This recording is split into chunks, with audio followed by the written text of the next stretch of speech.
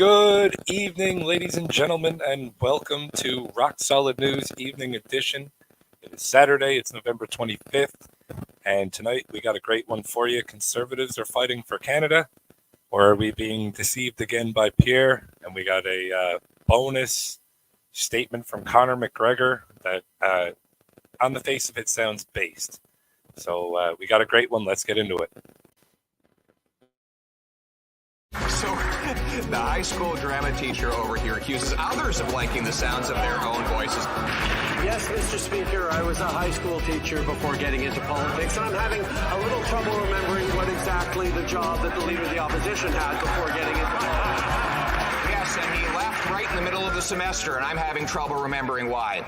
The small fringe minority who are holding unacceptable views do not represent the views of Canadians whose beds are filled with people who chose not to get vaccinated.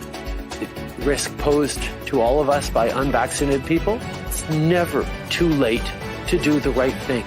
We'll be immensely pleased to be able to give you that first dose of vaccine.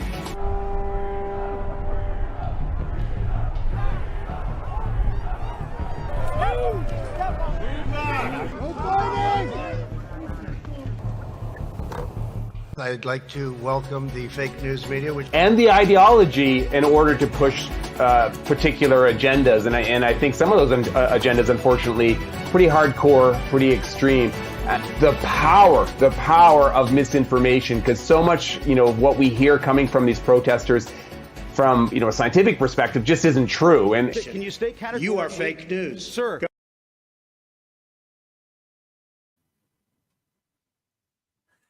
You are fake news. Welcome back, ladies and gentlemen. Happy Saturday. It is November 25th, all day long. And we got a good one for you tonight. Tonight's episode, Conservatives Fight for Canada, or is this another Pierre deception? Pierre has got the gift of his opponent's father when it comes to deception. We'll get into that a little later. And we got a bonus statement from Conor McGregor that on the face of it sounds like it could be based. We're going to have to see where he goes with this first, obviously. I'm not in the business of promoting anybody in the mainstream. I don't care who they are. But this sounds kind of based. If you don't know, Ireland decided to have a little mini revolt, at least in Dublin area, over the last 48 hours-ish or so. There was a migrant from, I believe, somewhere in Africa who went on a bit of a stabbing spree. It seems like multiple people have been injured. I'm not certain exactly. It doesn't seem like anyone is really, because there's some conflicting reports. But if anybody wants to correct us in the comments section, by all means, let us know. So that's a thing.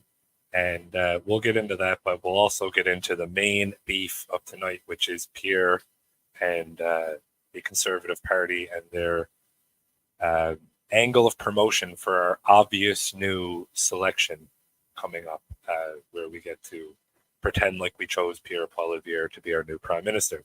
Should be great. Before we start tonight, I'm just going to give you guys a heads up that promote what you like is an ideology that I've always tried to follow. And yeah, here we go, Des. Both teach at the WEF. Yeah, no kidding. We'll pop that one up for you there. Promote what you like. I mean, if the reason I'm here doing this with Rock Solid News is because the mainstream media feeds you utter garbage. And it's not just little lies, which they do, but it's big lies, which they also do. You don't get, some stories are completely ignored. Stories that deserve coverage, that affect you tangibly at home, do not get covered for political and financial reasons. We can leave it at that. So promote what you like, and that doesn't mean money. And I'm not even talking about me right now, because there are many more people doing the same sort of thing I'm doing, much better than I'm doing. So let's take this in perspective of that. You can share their content, you can like and interact in the comment section with their content. And that does not cost you a dime. It costs you a couple of minutes of your time, and that's it. If you are one of those people who are fortunate enough to be financially stable enough to be able to support somebody financially with what they're doing, then even better. Most of these people have links readily available that you can donate to them. You'll notice I don't, because that's not what I'm here for. I'm just doing this, we'll say, out of the goodness of my heart. I enjoy doing it. And that's it. So, we got that out of the way. Let's get into it. Trudeau is blaming MAGA for the anti-Ukraine support. So let's set the scene for why Pierre Poilievre is important now, because the Playboy bunny Trudeau has basically run his course here in Canada. Polling is showing Pierre Poilievre would form a super majority if an election were held today, or within, and that's looking like it's not going to change very much. So Trudeau has to start blaming people for what's going wrong in Canada, because people are rightly upset and looking for an alternative to the current, which, again, rightfully so. If this is, if you were born last week, then that makes absolute sense. Vote for the other guy. But here's the setup. Here's Trudeau blaming MAGA and their influence here in Canada for the reason why Canadians are not supportive of the Ukraine efforts in Ukraine, as he puts it, which means $14 billion so far of Canadian taxpayers' dollars have gone to Ukraine. So just have a quick listen to this here. Canada has been one of those countries that has been the most steadfast with Ukraine. In my many conversations with Ursula about the sanctions we've brought in together, the military support, the financial support that we've had over the years, every step of the way, I've stood up and said, Canada will be there with everything it takes for as long as it takes to support Ukraine. And I've actually boasted to her and to others that it's not a political debate in Canada. All parties in Canada stand with Ukraine. So it is particularly troubling to see, even though we are seeing a rise of right-wing rhetoric in the United States with MAGA conservatives, across Europe in certain corners, of right-wing politicians and parties starting to pull their support for Ukraine, starting to parrot Russian disinformation and misinformation and propaganda, that suddenly the Conservative Party of Canada would choose to not stand with Ukraine in something that they need, that the Ukraine is asked for. All right, so there's a lot to unpack in that minute and a half. Buzzwords from your Prime Minister about Canada and our support for Ukraine. Our support, meaning yours, as long as you're a tax-paying Canadian. Steadfast, talking about sanctions, the military and financial support, every step of the way, whatever it takes, Canada is there for Ukraine. Also, remember, he says all parties in Canada support Ukraine and stand with Ukraine, as he puts it. And he's not wrong. And he made reference in the very end of that soundbite that it's troubling that the Conservatives would vote against something that Ukraine needs. This is part of the Pierre deception that I alluded to, and that earlier, and that we alluded to here in the title. Pierre is being set up for the new Prime Minister, so now he has to take on the role of like the Canadian Trump, so to speak, right? Now, in Canada, a Canadian Trump movement has to be polite questions and mild corrections, which is what you saw with the Apple incident with Pierre, and you've seen it again in a clip we're about to show you in a couple of minutes where Pierre corrects very mildly a reporter from CP, who, as he rightfully points out, CP has made a disgraceful amount of errors in their reporting, and in her question to him makes an error, lies, in other words. So he's being set up to be the Canadian new prime minister in Canada, the version of, stand with the people or whatever. So he has to now make it seem like the Conservatives don't stand with Ukraine. So they're going to vote against a bill C-57, which provides for free trade with Ukraine to remove some of the tariffs so that Ukraine can do some free trade. But the Conservatives all voted against it. And good gracious, it must be the worst thing that you could ever do, according to both the Liberals and our mainstream media. We have an article we're going to check out as well. But first, we've got... we'll do a quick contrast.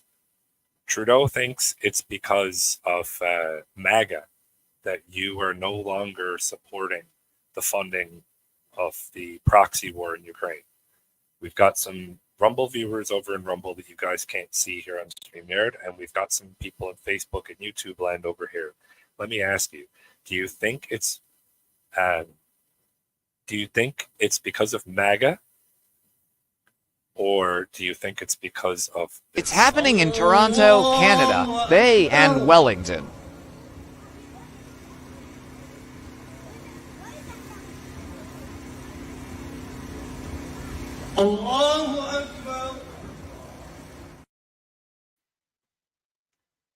That is a large group of Muslims, recent immigrants to Canada, praying in the middle of Bay Street as it's shut down en masse.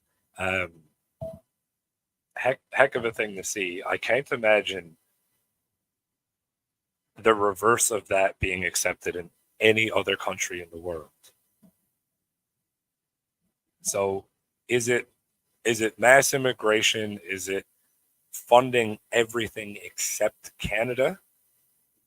Or is it, as Trudeau put it, MAGA and Russian disinformation that is dwindling the support for the Ukrainian effort? All right, let's get on to tonight's main topic, Pierre Poilievre, and let's break this down.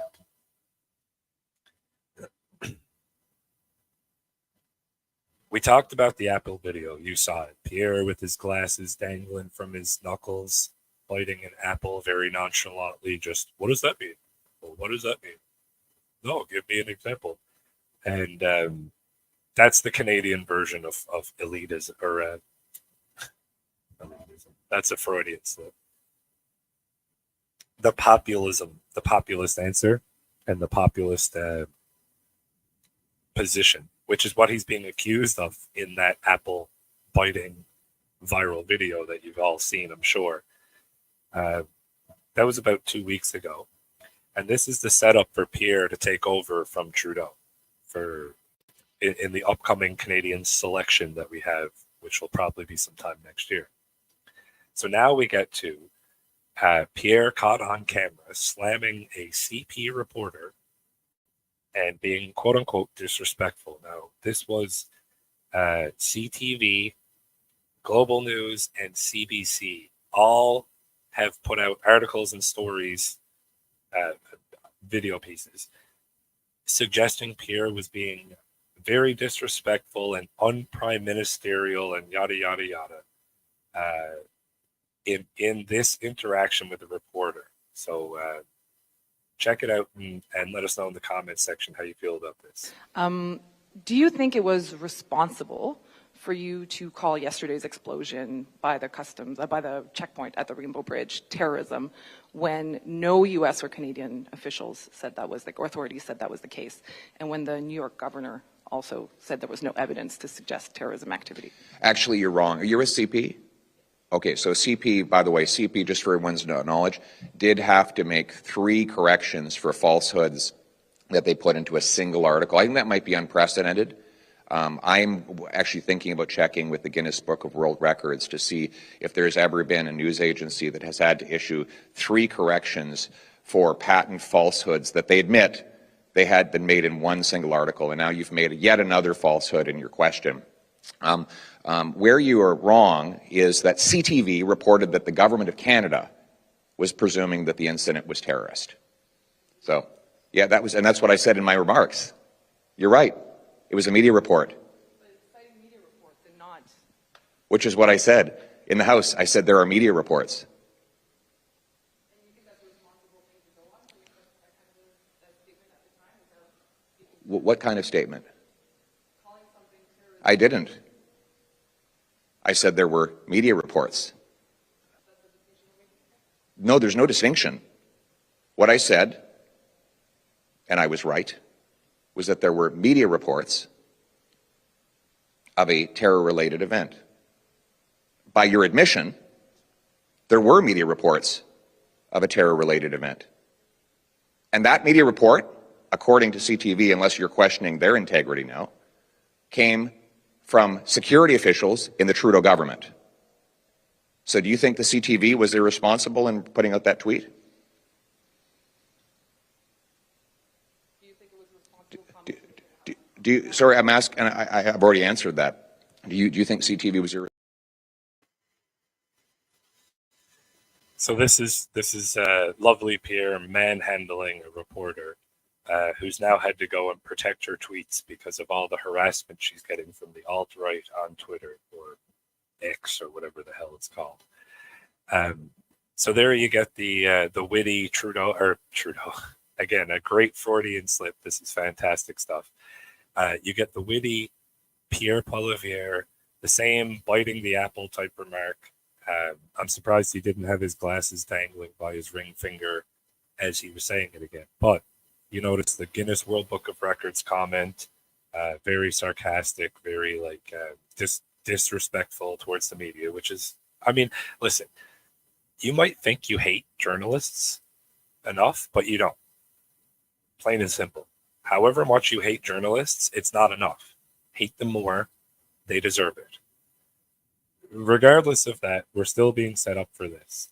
So Canada's version of your fake news, which you've seen in our lovely intro if you were here, is Pierre being able to say, well, no, your question is a lie. What I said was there was media reports, which there was.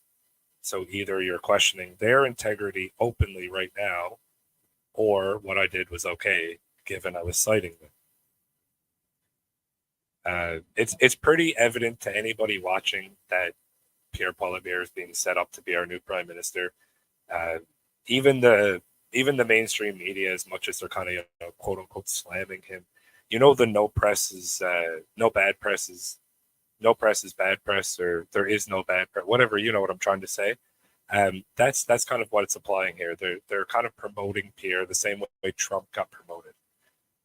They just constantly talked about him. Anything he said, anything he did, they just hyperventilated about. And with that same kind of reaction from the mainstream here in Canada now, in regards to Pierre, and God forbid he questioned a journalist, that's what you're going to get. And it's being set up absolutely for that. Let's take another quick look at that. Pierre Poilievre being quote unquote disrespectful to a CP journalist, and we won't watch it all.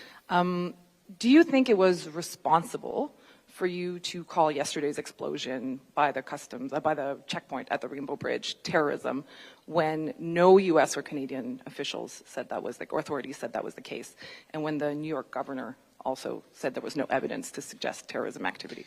Actually, you're wrong. Are you a CP? Okay, so CP, by the way, CP, just for everyone's knowledge, did have to make 3 corrections for falsehoods that they put into a single article. I think that might be unprecedented. I'm actually thinking about checking with the Guinness Book of World Records to see if there's ever been a news agency that has had to issue 3 corrections for patent falsehoods that they admit they had been made in one single article, and now you've made yet another falsehood in your question. Where you are wrong is that CTV reported that the government of Canada was presuming that the incident was terrorist. So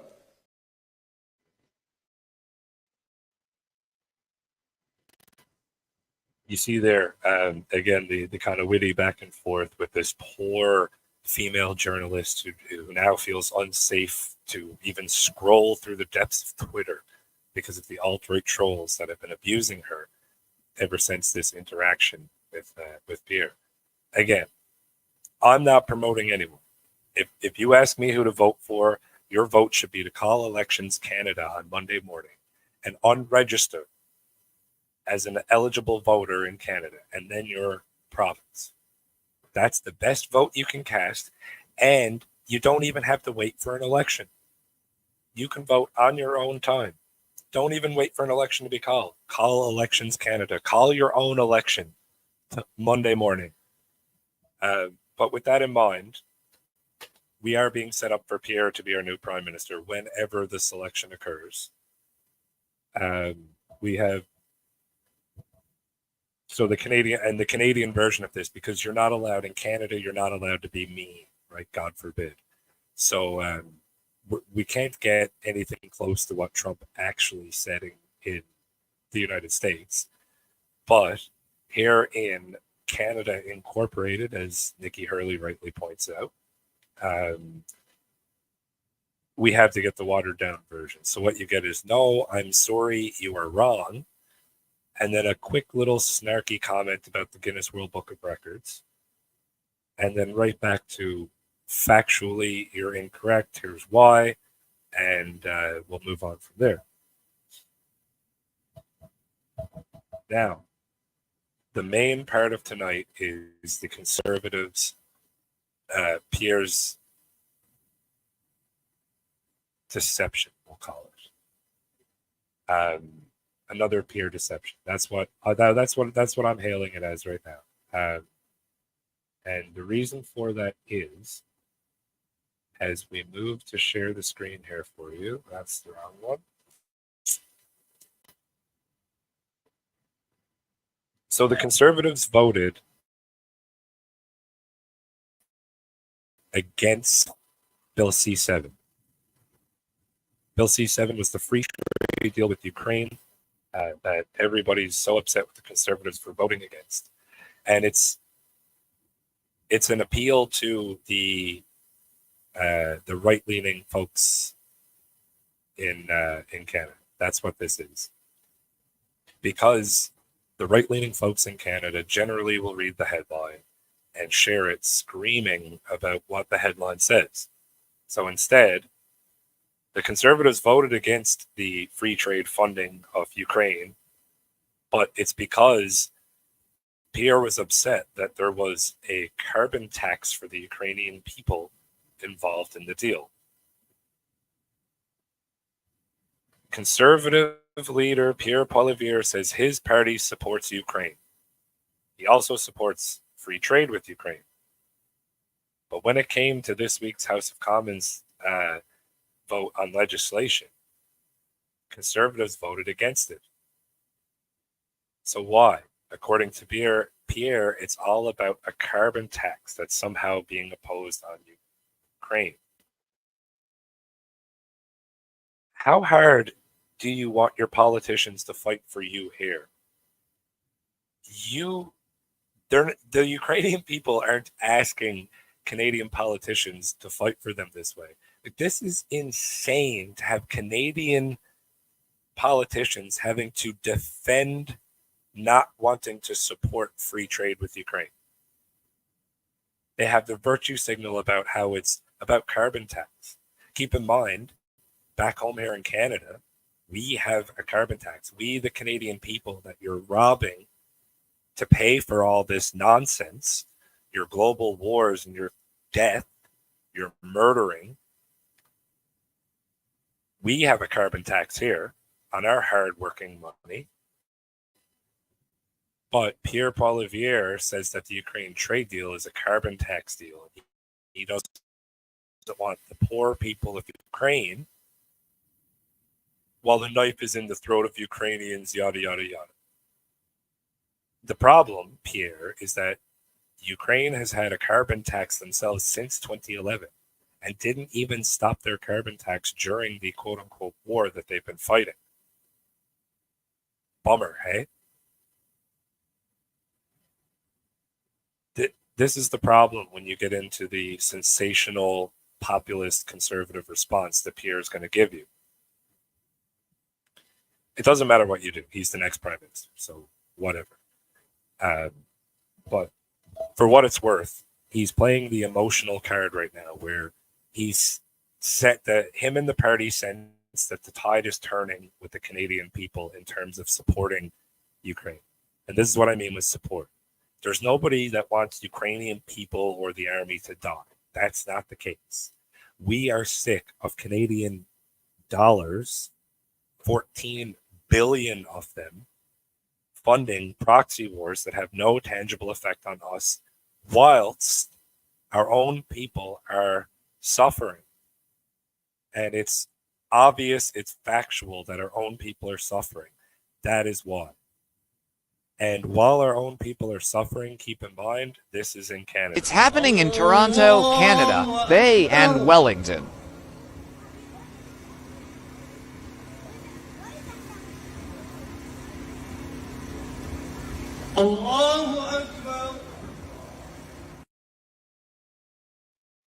Allahu Akbar. God is great. In Toronto, Ontario, Canada.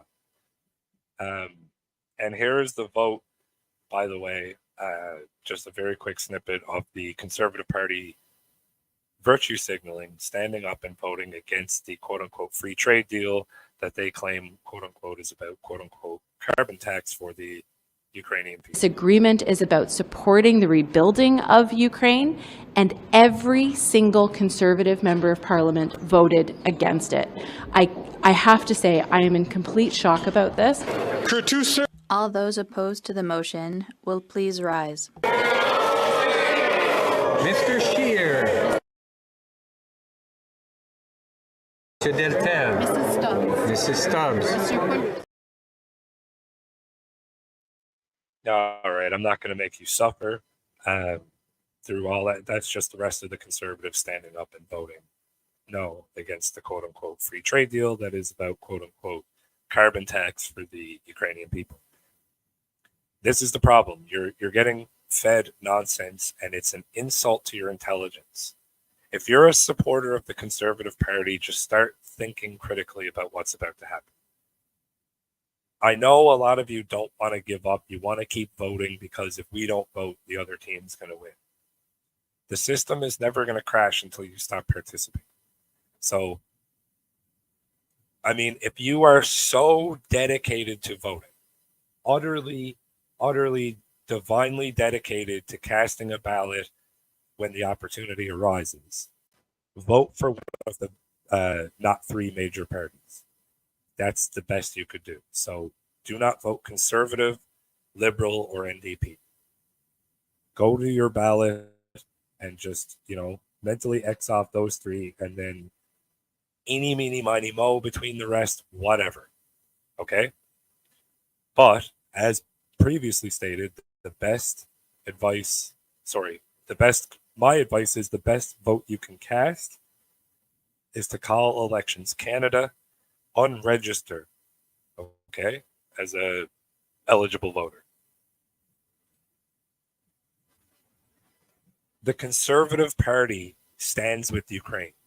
Okay, the Conservative Party stands with Israel. The Conservative Party stands with $14 billion currently already having gone to Ukraine. Keeping in mind, many of the weapons that the United States has donated to Ukraine have ended up in the hands of the Mexican cartels. But hey, what do we know? We're just crazy alt-right conspiracy theorists. So $14 billion is going to that's just Ukraine. And that's since the current Ukrainian-Russian conflict, which would be about a year. 14 billion. Now, how much has gone to Israel thus far? And it's not directly as well. You got to keep in mind that Canada has bilateral international agreements. So NATO, UN type stuff as well. how much money has gone into the current cash cow, which is Israel right now. And then any money that does get spent here at home in Canada gets spent on who? It's happening in Toronto, Canada, Bay, and Wellington.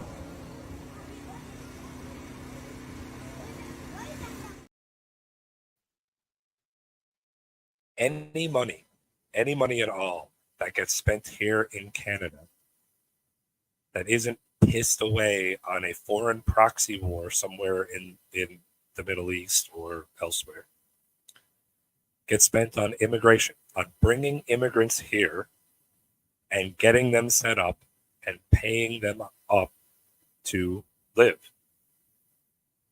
to feed them, to house them. It's indiscriminate in who we bring over. We just flood.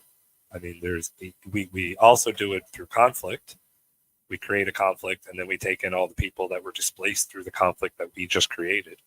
Think of Syria and think of all the Syrians that are in Canada. And yes, the Conservative Party supports all of this. So when you go to cast your ballot, Trudeau's got to go, and you vote for the Conservative Party, nothing, absolutely nothing is going to change when you do it that way. If you unregister as a voter, imagine if half of the Canadian voters unregistered before the next Canadian election. Now you've only got half of the eligible voters that used to be there, even able to vote. Now voter turnout is 50%. So now half of those people turn out to vote. Now only 25% of the eligible voters in Canada even cast the ballot. It gets harder and harder for a government to act in a tyrannical fashion when they're getting 10, 15, 20% of the population even voting. It gets a lot easier for people to take back the power that they truly deserve and once had, depending on what country you live in.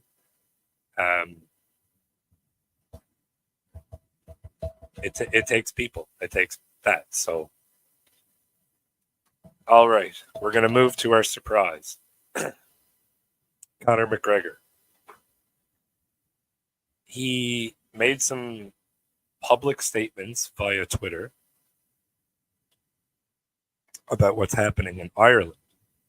Now, if you haven't been following, or if you only get your news from Facebook, you won't know about what's happening in Ireland.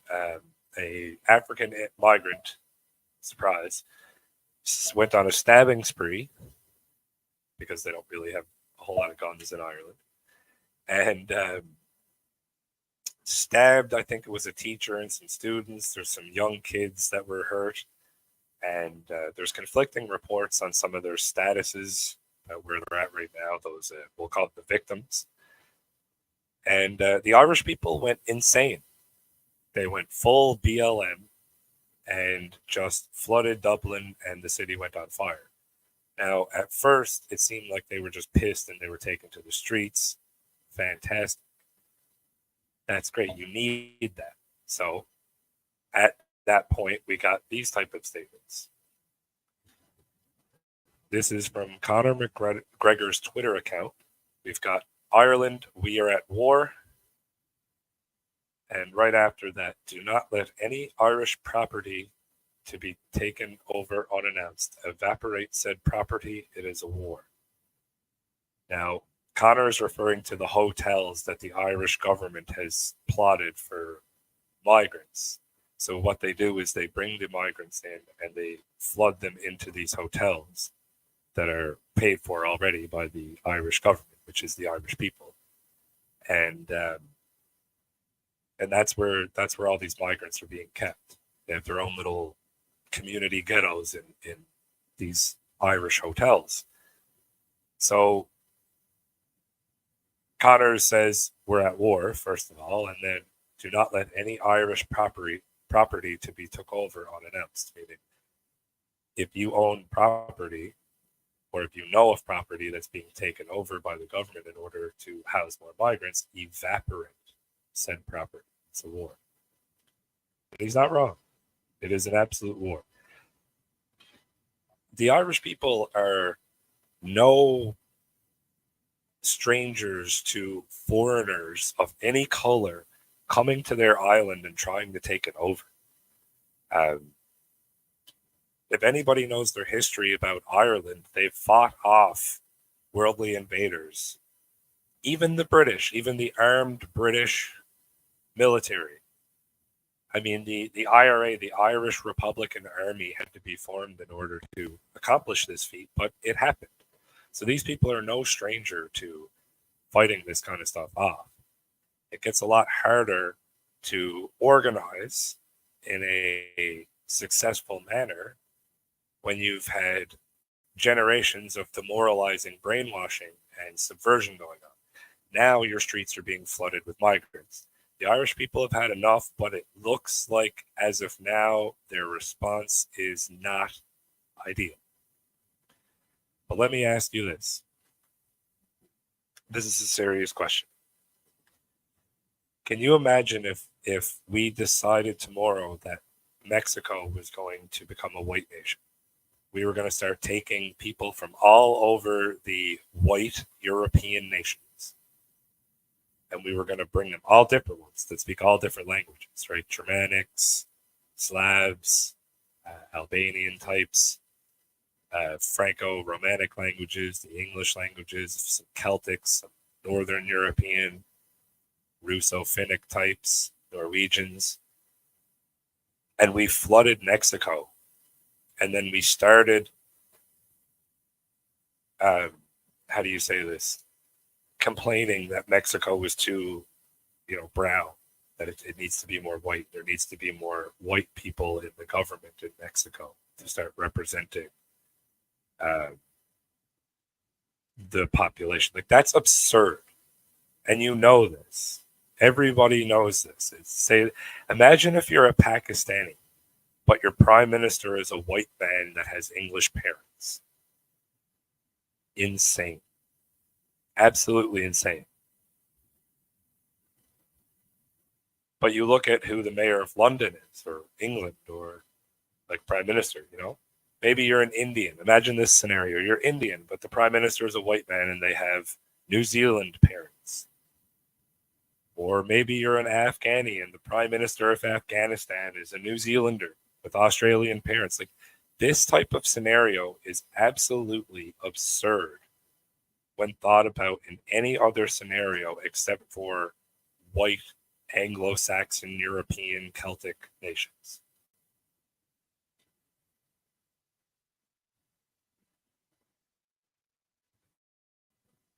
Yes, oh, that's a good one, Nikki. So in closing, we'll end it with this. Ireland is a good look at where Canada's going. Do we have to turn Canada into a fully third world country before you're willing to say no?